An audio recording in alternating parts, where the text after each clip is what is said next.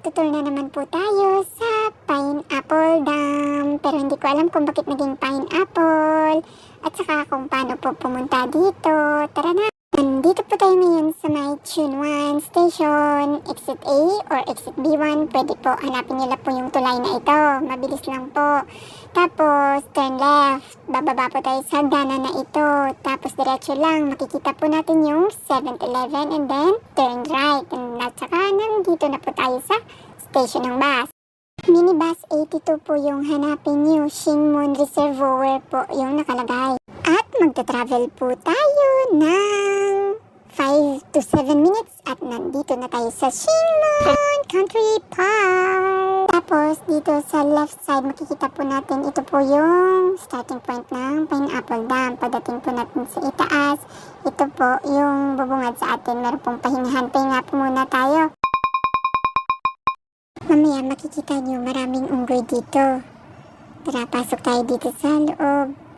Kung ano meron. Ayan, makikita nyo. Matataas yung mga puno ng kahoy. Masarap yung simoy ng hangin.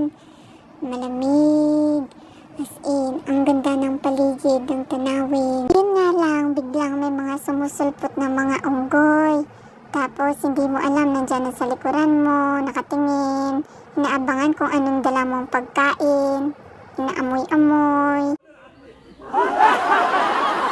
Mabait naman po sila, hindi naman po sila nananakit ng mga tao dito. Naalala ko dati nung pumunta kami dito, mga 5 taon na yata yung nakalipas.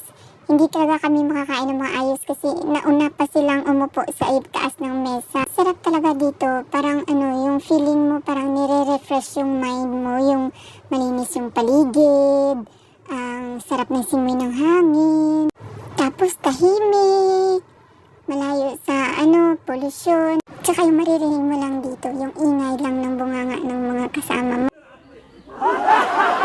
Pero yun yung masayang kasama, yung mga maiingay. Kasi nakakabingi din minsan yung sobrang tahimik. Siyempre, wala kang maririnig, di po ba? Sa tingin niyo ba yung mga unggoy na ito, namumroblema din kaya sila? Kasi tingnan mo, parang walang mga problema. Saka meron po silang malaking comfort room dito. Malinis po. At saka mayroong mga barbecue sites na pwede yung kung gusto nyo mag-barbecue. Ayan. At saka marami pong mapagpahingahan dito kahit saan. Merong mga ganyan. At saka meron din maliit na comfort room dito na may solar panel. Ayan po. At ito naman yung feeling vlogger na parang nawawala sa sarili. Yan. At nandito na po tayo sa overlooking view po sa itaas.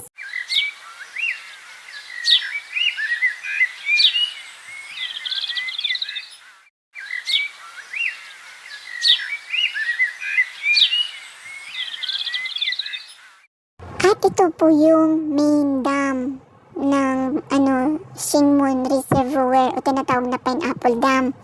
Napakalawak po niya at sa kabila po, napakataas na bangin. Maganda po yung view dito. Nakakatuwa po sila. Harmless naman po sila. Hindi naman po sila pwede po kayong mag-selfie-selfie. Yun nga lang, tanungin niyo sila kung gusto nila makipag-selfie sa inyo. Kagaya niyan, ayaw nila makipag-selfie. Malis na sila. Ang dami nila, yan Tapos yung iba dyan nakalambitin lang sa puno. Yung mga iba dyan kumakain lang. Daming dito ng mga tinapay na ng pan. Siguro binibigyan nila para hindi na sila manguha ng mga pagkain ng mga tao. At hanggang dito na lang ang ating maikling tour. Sana nag-enjoy po kayo sa panonood. Paka-share naman po if okay lang. Salamat!